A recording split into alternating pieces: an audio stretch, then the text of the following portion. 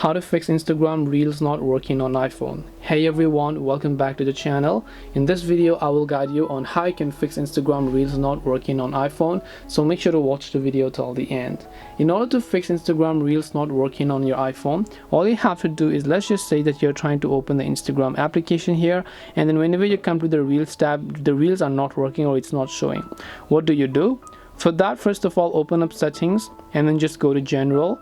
Then go to iPhone storage, and after you come to iPhone storage, over here you can simply go to Instagram and try to offload the app here.